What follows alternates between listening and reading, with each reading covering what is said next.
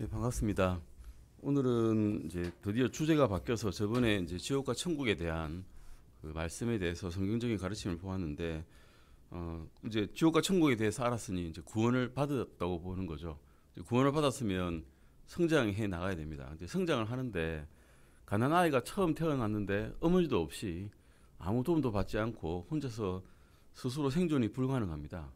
이제 그래서 주님께서는 이제 교회라고 하는 이 기간을 우리에게 주셨습니다. 이제 성장해 나가고 양육받고 먹을 것을 얻고 커 나가게끔 이런 교회를 주셨는데, 이 교회가 성경적으로 과연 무엇을 말하는가라는 것을 우리가 이 시간을 통해서 좀 더 깊게 알아보고자 합니다.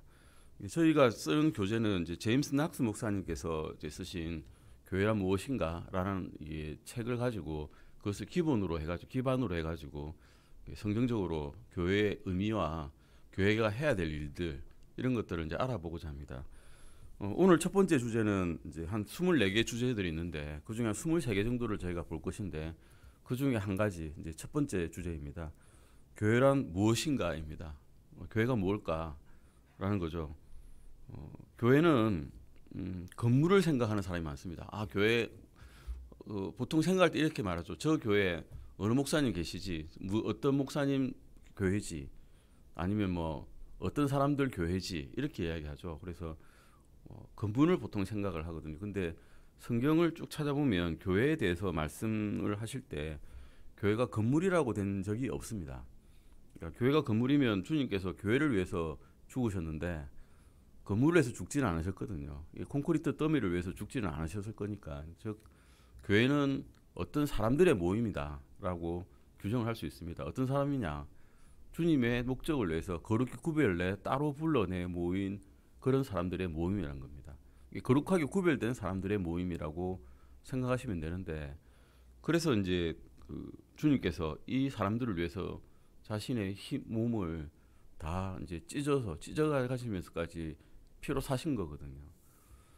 그래서 이제 교회에 대해서 우리가 그렇게 알면 되겠고, 먼저 교회는 그러면 누구 것이냐라고 생각해야 됩니다. 알아봐야 됩니다. 교회가 있는데 누구 거냐? 이게 우리가 돈 주고 샀으니 우리 거다. 이리 생각하면 안 된다는 겁니다. 교회는 누구의 소유물이 아닙니다. 우리의 소유물도 아니고요. 목사님 소유물도 아니고, 어떤 뭐 집사님이 돈이 많아서 이 건물을 주다 하더라도 그 집사님 것도 아닙니다. 사실은 교회는 하나님의 소유물입니다. 정확히 말하면 예수님 거죠. 정확히 말하면 예수님 겁니다. 하나님의 소유물이고, 교회는 하나님의 소유물이고, 교회는 하나님의 신부이고 또한 몸이 됩니다. 누구 거냐고요? 예수님 거고 하나님 건데, 그럼 우리는 뭐냐? 우리 몸이란 겁니다. 머리는 따로 있고 우리는 몸이고 지체인 겁니다. 지체는 영어로 말하면 멤버죠. 우리 처치 멤버 아닙니까? 다 교회 멤버들인데, 지체란 말이 참 이게 의미심장한 게 가지지자에 몸체자 아닙니까? 몸에 가지는 겁니다. 다 가지. 가지가 많이 무성하면 무성할수록 열매가 많이 맺겠죠. 그런 열매들이 많이 맺으려면 이 가지들이 많아야 됩니다. 각자 일하고 있는 특징이 다 가지고 있는 그런 가지들이 많아야 되는데, 그런 가지들이 우리라는 겁니다. 우리는 지체라는 거죠. 교회 멤버고 지체입니다. 그래서 결국 교회는 핵심적인 부분이 이 안에 들어온 사람들이 아닙니다. 사실은 우리 교회의 머리이신 예수 그리스도께서 우리의 핵심입니다. 교회에 대해서 공부하면서 이제 건물이나 사람들에게만 초점을 맞추면 이런 중요한 원리를 그냥 잊어버리게 됩니다. 저 목사님 설교 좋지. 저 목사님 영적인 감흥을 많이 주세요. 아니면 저 목사님은 찬송을 정말 잘하셔 하면서 이제 딸려가는 경우가 있죠. 그런 교회도 본 적이 있습니다. 진짜로. 어떤 목사님이 어떤 교회를 심부를 하시는데 너무 잘해가지고 부흥이 확 되었어요. 근데 그 목사님이 연세가 드셨어요. 돌아가셨습니다. 그 목사님만 출장하는 사람들이 그 목사님 돌아가시니까 와해돼 버렸어요. 무너져 버린 거죠. 결국 그 교회는 예수님의 교회가 아니라 그 목사님의 교회였던 거예요. 그렇게 부흥했는데 이런 일이 있으면 안 된다는 겁니다. 우리는 예수님의 몸일 뿐이고 목사님도 예수님의 몸 중에 하나라서 그 역할을 감당하시는 거지, 이 목사님을 추종해가지고 교회가 따라간다 이러면 되지 않습니다. 우리는 오직 예수님만 따라가야 된다는 겁니다. 그래서 교회의 영광을 받으실 유일한 분은 하나님이란 거죠. 목사님이 아니고 하나님이 영광을 받으셔야 됩니다. 어떤 잘하는 집사님이 영광을 받을 게 아니고 하나님이 영광을 받으셔야 되고, 이 교회를 서포트해주는 뭐 어떤 성도분이 영광을 받는 게 아니라 하나님께서, 예수님께서 영광을 받으셔야 된다는 겁니다. 그래서 교회의 목적이 뭐냐? 고린도전서 1장 2절 잠깐 보실까요? 고린도전서 보시겠습니다. 고린도전서 1장 2절입니다. 1장 2절과 1장 9절을 한번 읽어보겠습니다. 1장 2절입니다. 같이 읽으시겠습니다. 고린도에 있는 하나님의 교회, 즉 그리스도 예수님 안에서 거룩히 구별되고 성도로 부르심을 받은 자들과 또 각처에서 우리 주 곧 그들과 우리의 주이신 예수 그리스도의 이름을 부르는 모든 자들에게 편지하노니. 1장 9절입니다. 너희를 부르사 자신의 아들 예수 그리스도 우리 주와 교제하게 하시는 하나님은 신실하시도다. 교회 목적이 이런 겁니다. 우리가 모였습니다. 모였는데 우리끼리 교제합니까? 예, 우리끼리 이제 사업 이야기하고, 우리끼리 즐거운 오락 이야기하고, 탤런트 이야기하고, 운동 이야기하고, 이게 교회 목적이 아니란 겁니다. 뭡니까? 1장 9절에 말씀하셨듯이 우리 주와 교제하는 겁니다. 주님과 교제하게 만들어주는 데가 교회라는 겁니다. 어떻게 보면 우리 각 사람은 성령님께 침례를 받아서 예수님의 몸 안으로 들어온 사람들입니다. 안에 성령님이 계시니까 우리 주님께서 사시죠. 우리 주님께서 말씀하시는 것, 좋아하시는 것 서로 이야기하면 그게 우리 주와 교제하는 겁니다. 우리 주님은 안 보이시잖아요. 안 보이니까 보이는 사람과 교제를 하는 겁니다. 어쩔 수 없이. 그런데 불완전하잖아요. 우리가 불완전하니까 뭐가 문제가 생깁니다. 사단이 나죠. 말에 실수가 있고 행동에 실수가 있기 때문에. 그런데 그마저도 서로 용서하고 인정해주고 또 감사 안으면서 서로 키워나가는 게 이제 교회다라고 주님께서 말씀하고 계십니다. 에베소서 잠깐 보실까요? 오늘 거의 모든 말씀이 에베소서에서 교회론에 대해서 말씀하고 있습니다. 에베소서 1장 보시겠습니다. 에베소서입니다. 에베소서 1장입니다. 에베소서 1장 3절에서 6절 잠깐 찾아보겠습니다. 에베소서 1장 3절에서 6절까지입니다. 잠깐 읽어보시겠습니다. 하나님 곧 우리 주 예수 그리스도의 아버지를 찬송할지어다. 그분께서 그리스도 안에서 하늘의 처소들에 있는 모든 영적인 복으로 우리에게 복을 주셨는데, 이것은 우리가 사랑 안에서 자신 앞에 거룩하고 흠이 없게 하시려고 세상의 창건 이전에 그리스도 안에서 친히 우리를 택하시며 자신의 선하시고 기뻐하시는 뜻에 따라 우리를 예정하사 예수 그리스도를 통해 자신의 아이들로 입양하심으로써 자신의 은혜의 영광을 찬양하게 하심에 따른 것이니라. 그 은혜 안에서 하나님께서 우리를 그 사랑하시는 자 안에서 받아주셨고 라고 말씀하고 계십니다. 여기서 보시면 3절에서 복을 주셨는데 어떤 복을 주셨습니까? 예, 영적인 복을 주셨습니다. 영적인 복이죠. 물질적인 복을 주신 게 아닙니다. 교회 다니면 부자 될 거야 라고 하신 게 아니십니다.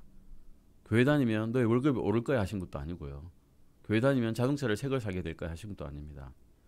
영적인 복을 주시겠다고 분명히 말씀하셨습니다. 그런데 이게 영적인 복이라는 생각을 하지 않고 그냥 복이라 그러니까 물질로 복을 받아야 진짜 복을 받는다라고 생각하시는 분이 많습니다. 하지만 우리가 받는 복은 그런 복이 아니란 겁니다.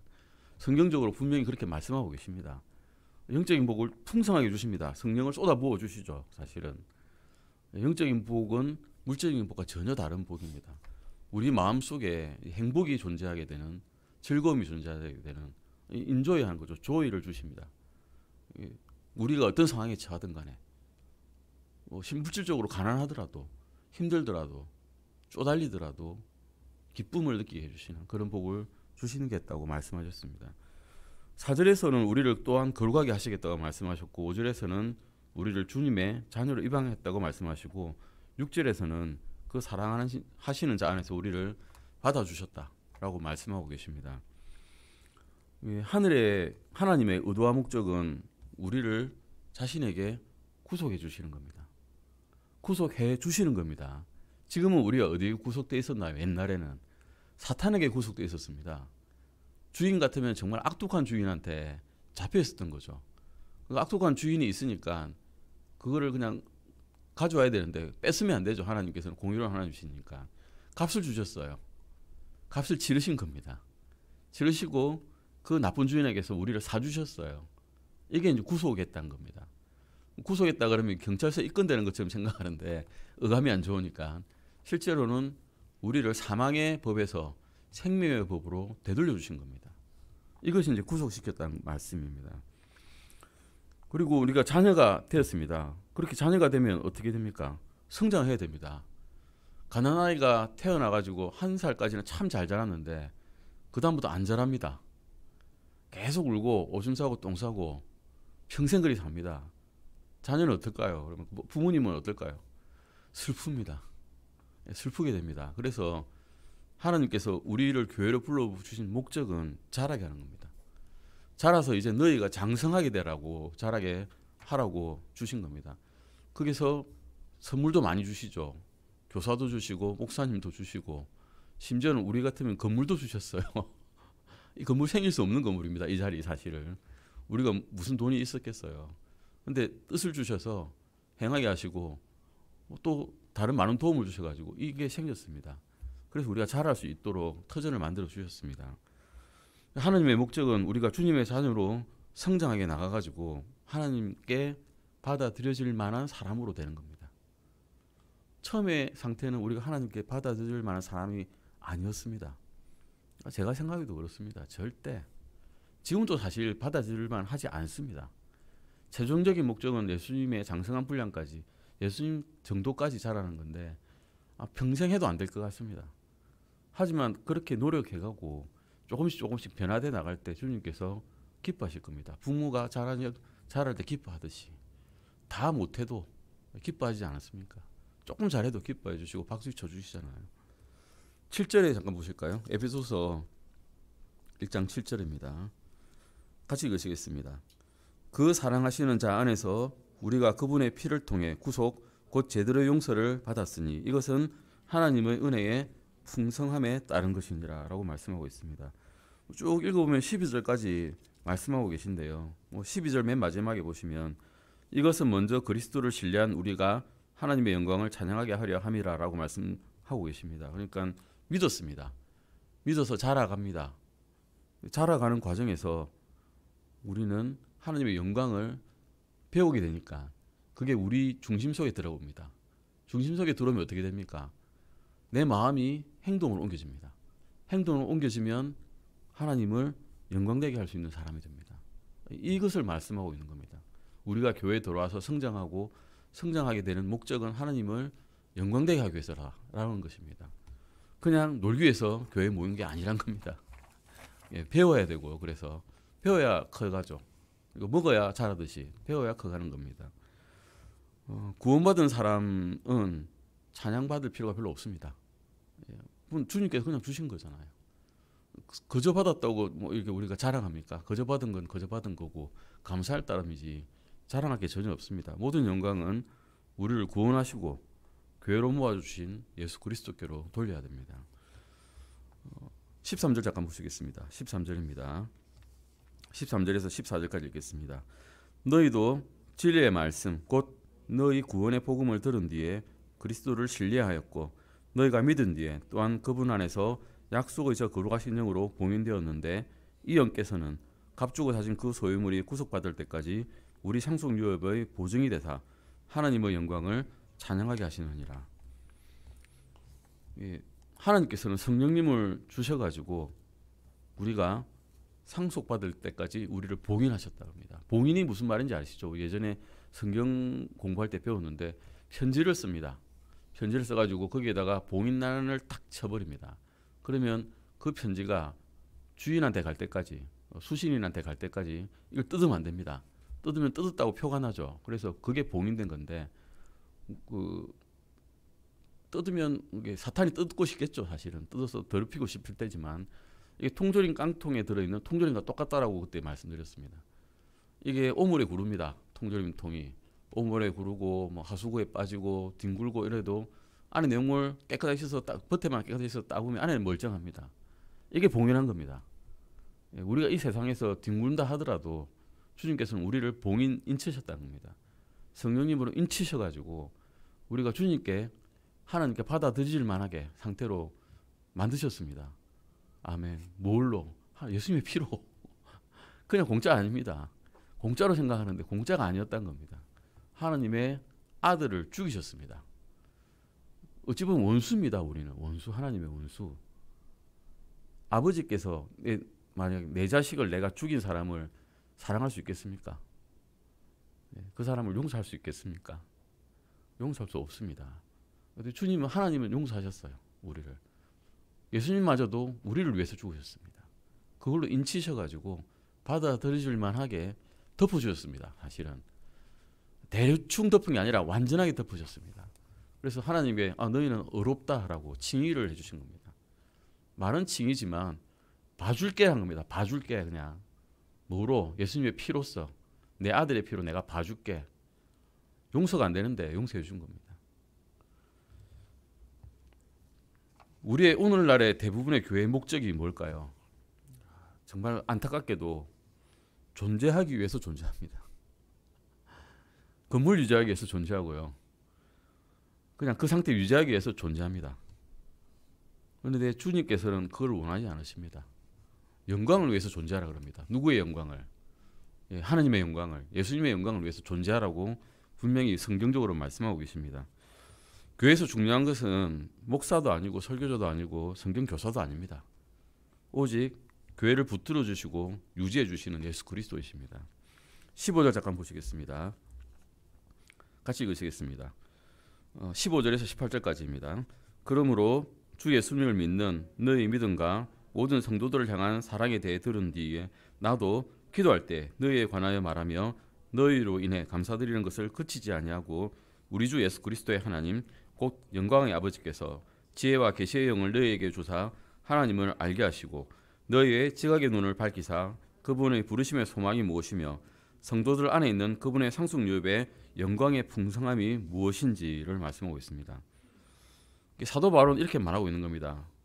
지금 여러분이 영적인 눈을 떠가지고 예수 그리스도께서 여러분을 왜 구원했는지를 알기를 원합니다 라고 말씀하고 있는 겁니다.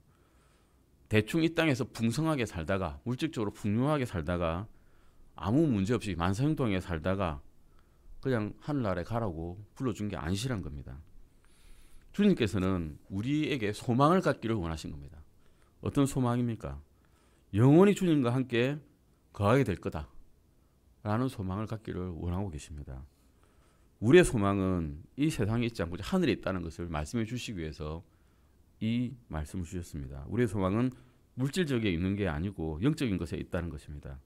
우리의 소망은 육신적인 게 아니고 육신으로는 보이지 않는 것들에 대한 소망을 갖기를 원하셨습니다. 사도 바울은 성령님께서 우리의 지각의 눈을 뜨게 하고 우리를 가르쳐 주시도록 간구를 하였습니다. 그냥 만사형통 이거 원하신 게 아닙니다. 내가 가는 길마다 다 잘 풀리리라 라고 원하신 게 아닙니다. 지금 힘들더라도 언젠가는 너희 주님과 함께 있을 거다.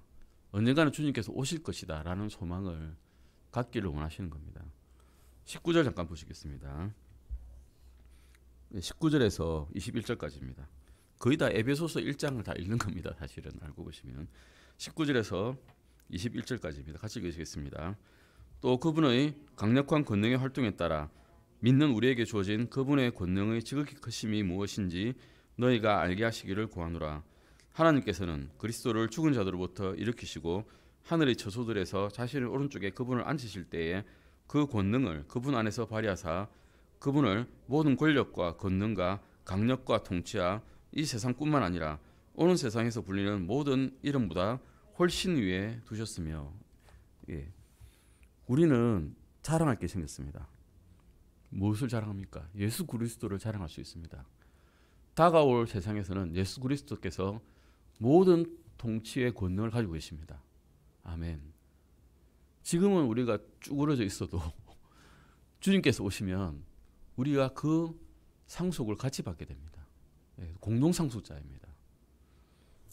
우리는 또한 교회는 예수 그리스도를 자랑해야 됩니다. 우리의 영원하신 구원자를 자랑해야 됩니다. 자랑하는데 이제 복음 전하라 이러면 쭈뼛쭈뼛하죠. 사실은 좀 자랑하고 싶은데 손이 잘 안 갑니다.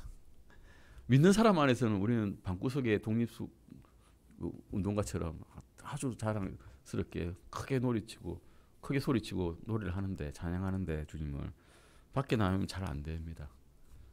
아직 자랑할 마음이 없는 것 같습니다. 자랑해야 된다는 겁니다. 22절 보시겠습니다. 22절입니다. 22절에서 23절까지입니다. 또 모든 것을 그분의 발 아래 두시고 그분을 모든 것 위에 머리가 되게 하사 교회에 주셨느니라. 교회는 그분의 몸이니 곧 모든 것 안에서 모든 것을 충만하게 하시는 충만이니라.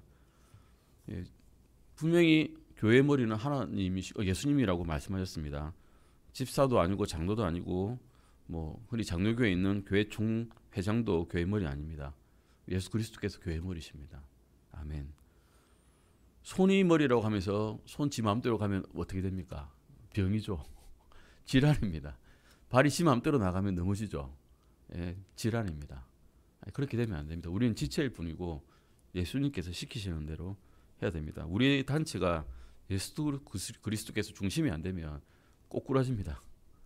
넘어집니다.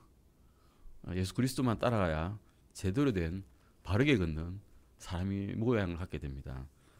교회는 우리 예수 그리스도의 몸이라고 말씀드렸습니다. 교회는 예수 그리스도께 속해져 있기 때문에 주님께서 규칙을 만드시고 교리를 제정하셨습니다. 정해진 룰대로 걸으란 거죠. 내가 말한 대로 걸으라는 겁니다. 머리가 시켜야 몸이 제대로 움직이지 않습니까? 마음대로 걸으면 안 됩니다. 23절에서 모든 것 안에서 모든 것을 충만하게 한다고 말씀하고 계십니다. 예수님 안은 하나님의 말씀으로 충만해 있었죠. 아멘. 그러면 우리도 예수님으로 충만하게 된다면 예수님으로 충만하게 됩니다. 그러면 또한 하나님으로 충만하게 된 것과 똑같습니다. 성령님으로 충만하게 되면 다른 사람이 보기에 예수님의 영광을, 하나님의 영광을 드러내게 됩니다. 예수님께서는 하나님의 영광을 드러내지 않으셨습니까? 우리가 예수님으로 충만하면 우리는 예수님의 영광을 드러내게 됩니다. 바라시는 게 이거란 겁니다. 교회로 모여서 사교모임 하는 게 아니라 예수님의 영광을 드러내라라고 분명히 말씀하고 계십니다. 에베소서 1장 13절에 14절 그렇게 말씀하고 계시고 성경은 요한복음 1장 14절에 보시면 제가 읽겠습니다. 말씀이 육신이 되어 우리 가운데 거하심에 우리가 그분의 영광을 보니 아버지의 독생하신 분의 영광이요 은혜와 진리가 충만하더라라고 요한복음 1장 14절에서 말씀하고 계십니다. 예수님이 이러셨다는 겁니다. 아버지의 은혜와 진리가 충만하신 분이었습니다. 그래서 드러났죠. 그냥 저절로 제자들이 보기에 그냥 드러난 겁니다. 다른 사람들이 보기에도 다 드러났습니다. 예수님 살아계실 때 예수님 보신 분들은 다 이렇게 드러나 있었습니다. 그래서 히브리서 7장 16절 보시면 또 이분은 제로인들부터 분리되어 계셨고 하늘보다 더 높이 되신 분이었습니다. 따로 떨어진 분이었을 겁니다. 세상 사람들과 같이 있었지만 따로 떨어져 있는 분입니다. 거룩하신 거죠. 거룩하단 말이 홀리란 말이 따로 구분되어 떨어졌단 말 아닙니까? 그런 분이셨던 겁니다. 요한복음 8장 29절 보시면 나를 보내신 분께서 나와 함께 계시더니라 아버지께서 나를 혼자 버려두지 아니하셨으니 이는 내가 그분을 기쁘게 하는 그것들을 항상 해하기 때문이니라 하시니라고 말씀하고 있습니다. 아버지로 충만하면 아버지의 일을 하게 됩니다. 제로 충만하면 제 일을 하죠. 아버지로 충만하면 아버지의 일을 합니다. 그런 분이셨고 예수님으로 우리가 충만하게 되면 예수님의 일을 하게 될 수밖에 없습니다. 이 말씀이 아까 읽은 그 말씀입니다. 아버지의 충만으로 가득하셨다 이 말입니다. 주님께서는 사시는 동안에 거룩한 삶을 사셨습니다. 그리고 복음을 전파하셨고 선한 일을 하셨습니다. 주님께서는 진리를 전파하셨고 의로운 삶을 사셨고 그래서 주님을 보는 모든 사람들이 하나님이 어떤 분인지 다 알게 만드셨습니다. 물론 뭐 그 뒤에 까먹어가지고 잊어버리고 넘어지고 끄꾸러진 사람들 있지만 사시는 동안에는 하나님을 충분히 전가하셨습니다. 주님께서 원하시는 것이 이것이라는 겁니다. 교회의 목적은 하나님의 영광을 그리고 예수 그리스도의 영광을 이 세상에 보여주고 증언하는 겁니다. 어떤 정치적인 목적을 가지고 우리가 정치단체가 되는 게 목적이 아닙니다. 경제적인 목적을 가지고 잘 살자는 게 목적이 아닙니다. 아버지의 영광을 드러내는 겁니다. 하나님의 영광을 드러내는 거죠. 에베소서 5장 잠깐 보시겠습니다. 뒤로 넘어오시면 에베소서 5장입니다. 에베소서 5장 22절입니다. 에베소서 5장 22절입니다. 남편과 아내에 대한 말씀인데 사실은 이 말씀은 주 예수 그리스도와 교회에 대한 말씀입니다. 이 말씀을 듣고 이제 이게 아내에 대해서 무조건 복종하라 이러니까 아내분들이 이제 상당히 마음이 끓이키는데, 이 말씀은 부부관계에 대한 말씀이기도 하지만 사실은 더 정확하게 말하면 주님과 교회에 대한 말씀입니다. 전혀 끓이킬 게 없는 말씀입니다. 예, 한번 읽어보시겠습니다. 에베소서 5장 22절에서 24절입니다. 아내들아 너희 남편에게 복종하기를 죽게 하듯 하라.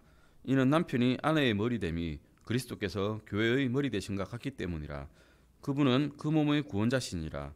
그러므로 교회가 그리스도께 복종하듯 그렇게 아내들도 모든 일에 자기 남편에게 복종할지니라. 예, 이게 진리입니다. 그런데 아내들은 남편에게 복종할 수 없는 이유가 너무 많습니다. 실제로 그렇죠. 제가 보기에도 복종할 수 없는 이유가 너무 많습니다. 남편이 너무 바보야. 남편이 내 말도 안 해. 왜 바른 길을 안 해? 불평할 수 있습니다. 분명히. 제가 보기에도 합리적입니다. 근데 그런 남편이 되면 안 되죠. 사실은 남편은 예수님처럼 돼야 되는데, 교회도 그렇습니다. 교회도 주님께 복종할 수 없는 이유가 너무 많습니다. 얼뜻 보기 합리적인데 전혀 맞지 않습니다. 오늘날 교회가 아내의 모습과 비슷한 모습을 보이는 겁니다. 주님께 순종하지 않는다면, 제가 어떤 형제가 주님께 순종하지도 않으면서 아내에게 복종하라 그러면 누가 듣겠습니까? 아무도 안 듣습니다. 지도 안 하면서, 지도 안 하는데 왜 나한테 시키노? 라고 하실 수 있죠. 성경은 모든 일에서 복종하라고 말씀하고 있습니다. 아내가 모든 일에 남편에게 복종해야 된다면 교회는 모든 일에서 예수님께 복종해야 됩니다. 예수님께 복종하는 걸 먼저 본을 보여야 그 다음 일이 할 수 있죠. 교회는 그렇게 하라는 겁니다. 25절 보시겠습니다. 25절에서 26절입니다. 에베소서 5장 25절에서 26절입니다. 같이 읽으시겠습니다. 남편들아 너희 아내 사랑하기를 그리스도께서 또한 교회를 사랑하사 교회를 위해 자신을 주신 것 같이 하라. 이것은 그분께서 말씀을 통해 물로 씻음으로 교회를 거룩히 구별하고 정결하게 하려 하시며 라고 말씀하고 있습니다. 아까 말씀드린 것과 똑같습니다. 우리를 구원해 주신 이유가 우리가 거룩하게 되고 정결하게 되고 깨끗하게 되기 위해서입니다. 구원받았으면 이리 되라는 겁니다. 이제 구원받았는데 옛날 습관대로 돌아가가지고 돼지가 이 진흙탕에 구르듯이 또 구르면 안 된다는 겁니다. 오물에 다시 뒹굴잖아요. 돼지가 다시 돌아간다고 성경에 말씀하고 있죠. 돼지가 깨끗하게 씻어봤자 또 오물로 돌아갑니다. 그리 되면 안 된다는 겁니다. 이제 내 신부가 됐으니 내 신부는 거룩하고 정결하고 흠이 없게 되라 라고 말씀하고 있는 겁니다. 27절입니다. 27절 읽어보시겠습니다. 또 그것을 점이나 주름이나 그런 것이 없는 영광스러운 교회로 자신 앞에 제시하려 하심이며 교회가 거룩하고 흠이 없게 하려 하심이라. 점은 뭘까요? 점은 작은 죄를 아마 말할 겁니다. 큰 죄 아닙니다. 작은 죄입니다. 주름은 뭘까요? 주름도 완전 구겨진 게 아니죠. 엉망된 거 아닙니다. 오물이 묻은 게 아닙니다. 이것도 또한 작은 죄입니다. 우리는 보통 옷에 뭐가 묻거나 흠 있고 주름이 있으면 마음에 상당히 꺼려합니다. 어디 밖에 나가서 공식적인 행사에 나가는데 이 흠 있고 점 있고 이게 안 되겠네. 옷 갈아 입습니다. 그런데 안타깝게도 우리 영적인 상태는 점과 주름이 가득해도 별로 신경 안 씁니다. 밖에 안 보이거든요. 다른 사람 아무도 못 보기 때문에. 근데 이것을 주님께서는 이제 경계하라고 말씀하고 계신 겁니다. 너희는 교회니까 점과 주름도 없어야 된다 라고 말씀하고 계신 거죠. 예수님께서는 우리에서 이 세상에 살 때 깨끗한 삶을 살고 또 거룩한 삶을 살고 의로운 삶을 살아라 라고 말씀하고 계신 겁니다. 그렇게 되면 어떻게 됩니까? 다른 사람이 봅니다. 이 사람 교회 다니는데 거룩하게 살고 의롭게 사네? 왜 그렇게 살까? 궁금하게 되는 겁니다. 그리고 이 사람을 영광을 주려고 찬양을 하다 보니까 이 사람 믿는 무엇인가가 보입니다. 그래서 결국 그 부분에 대해서 궁금하게 되고 믿게 되면 또 하는 예수님께 영광 돌리게 되는 겁니다. 그렇게 살아라고 하는 겁니다. 교회의 목적은. 우리가 교회를 한다, 등대 침례 교회를 한다 이것은 우리 사적인 모임이 아니라 이런 사람들을 보고 다른 사람들이 이 사람들에 대해서 궁금해하기를 바라시는 겁니다. 그리고 예수 그리스도를 알게 되고 예수 그리스도로 인해 또한 구원받기를 원하시는 거죠. 교회로 자기를 위해 제시하려 함이라고 말씀하고 있습니다. 주님께서는 자신을 위해서 교회를 사셨던 겁니다. 다른 걸 위해서 교회를 사신 게 아니라 자신을 위해서 교회를 사셨습니다. 목사님을 위해서 교회를 사셨습니까? 아닙니다. 어떤 장로님을 위해서 교회를 사신 게 아니라 예수님을 위해서 교회를 사셨습니다. 대가가 어마어마했죠. 십자가에 매달리셔야 되고 고통을 받으셔야 되고 죽으셔야 됐습니다. 그냥 죽는 게 아니라 곱게 죽지 못했습니다. 엄청난 고통을 당하고 죽으셨습니다. 심지어 제일 마지막에는 하나님께 죄로 취급받아가지고 외면당하시기까지 하셨습니다. 그렇게 교제를 하셨던 분이 단절된 거죠. 하나님과. 그런 것까지 감수하시고 우리를 위해서 자신의 피를 흘리셨습니다. 교회는 예수님의 것이고 주님에 속했다는 것이 계속 드러납니다. 28절 보시겠습니다. 28절입니다. 이와 같이 남자들도 마땅히 자기 아내를 자기 몸같이 사랑해야 하나니 자기 아내를 사랑하는 자는 자기를 사랑하느니라. 29절까지 읽겠습니다. 지금까지 어떤 남자도 자기 육체를 미한 적이 없고 오히려 그것을 보살펴 자라게 하며 소중히 여기기를 주께서 교회를 위해 하시는 것처럼 하나니. 내 육체가 밉다고 자해하는 사람이 있습니다. 정신병이죠. 사실은 그 정도는 거의 마귀에게 이제 쓰임 당하는 겁니다. 내 육체가 아무리 미워도 내가 생각을 아무리 잘못해도 제가 머리를 박살내지는 않습니다. 제 손이 잘못 행해도 제가 손을 자르지는 않습니다. 정상적인 정신을 갖고 있으면 그렇게 하지 않죠. 그래서 이렇게 비유하는 겁니다. 자기 아내를 자기 몸같이 사랑해라라고 말씀하고 있는 겁니다. 내 몸이면 해치지 않죠. 절대로. 아무리 미운 일을 행해도 절대 해하지 않습니다. 오히려 그것을 양육합니다. 주께서 교회에 하신 것 같이 양육하고 소중히 여긴다는 겁니다. 교회 멤버들을 그렇게 여긴다는 겁니다. 주님께서는 교회를 사랑하시기에 양육하고 또한 소중히 여기십니다.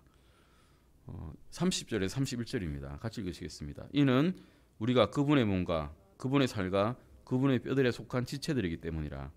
이런 까닭으로 남자가 자기 아버지와 어머니를 떠나 자기 아내와 결합하여 그들이 한 육체가 될지니라 라고 말씀하고 있습니다. 결혼하게 되면 이렇게 되죠. 아버지 집을 떠나서 어머니 집을 떠나서 다른 부인을 데리고 이제 한 몸이 되게 됩니다. 이것이 이제 정상적인 부부 관계입니다. 우리는 이게 전통적으로는 이제 유교에서는 한 집에 다 같이 살기 때문에 문제가 생기죠. 예, 아버지와 어머니하고 아들과 부부가 같이 아들 부부가 같이 살기 때문에 문제가 생겼습니다. 예전에 역사서를 보면 조선실록이죠. 어떤 사람이 이제 자기 아들을 때려가지고 크게 상하게 했습니다. 아들이 자기 아버지를 때렸습니다. 이렇게 왕이 보고 왜 때렸냐, 이 나쁜 놈이네. 그래서 왜 때렸냐를 물어보니까 자기 아버지하고 같이 겸상을 했답니다. 같이 상을 먹었답니다. 아버지 잔소리 막 할 거 아닙니까? 그래서 아들이 들고 엎은 거죠. 그래서 왕이 용서해줬다는 그런 말이 있습니다. 떠나란 겁니다. 떠나야 됩니다. 그런데 예수님께서도 떠나셨습니다. 그 아버지를 떠나오셨죠. 그리고 우리의 어머니라 불리는 그 새 예루살렘에 떠나오셨습니다. 아버지와 어머니를 떠나서 이 땅에 오셨습니다. 이 비천한 땅에 오셔가지고 무엇을 위해? 우리를 구원하기 위해 오셨습니다. 예수님께서는 이렇게 이 세상에 오셔서 교회와 또한 한 몸이 되셨습니다. 그래서 32절 33절 보시면 이것은 큰 신비라고 말씀하고 있습니다. 이것은 큰 신비니라. 그러므로 내가 그리스도와 교회에 대해 말하노라. 그럼에도 불구하고 너희 각 사람이 자기를 사랑하듯 개별적으로 그렇게 자기 아내를 사랑하고 아내도 주의하여 자기 남편을 존경할지니라라고 말씀하고 있습니다. 이런 말씀을 기억하면서 우리가 창세기 2장 15절에서 18절 잠깐 읽어보시겠습니다. 창세기 찾겠습니다. 창세기 15장입니다. 창세기 2장입니다. 창세기 2장 15절 18절입니다. 창세기 2장 18절만 한번 읽어볼까요? 창세기 2장 18절입니다. 같이 읽으시겠습니다. 주 하나님께서 이르시되 남자가 홀로 있는 것이 좋지 아니하니 내가 그를 위해 합당한 조력자를 만들리라 하시니라. 주님께서는 아내를 주셨는데, 이브를 주셨는데 아담에게 무엇입니까? 조력자입니다. 조력자는 헬퍼입니다. 영어로는 도와주는 사람이죠. 예, 도와주는 사람으로서 이불을 주신 겁니다. 예, 교회는 주님께 주어졌습니다. 무엇으로서? 주님을 도와주시는 자로서. 주님이 도움이 필요한 분입니까? 사실은 필요치 않습니다. 하지만 복음의 그 어리석은 것으로 주님께서는 이것을 널리 퍼지게 만들고 사람들을 구원하시는 것을 기뻐하셨습니다. 예, 교회는 딴 사람이 세상 사람이 보기에는 어리석은 일을 합니다. 복음을 증거하죠. 그 복음이 지식인들에게는 어리석어 보입니다.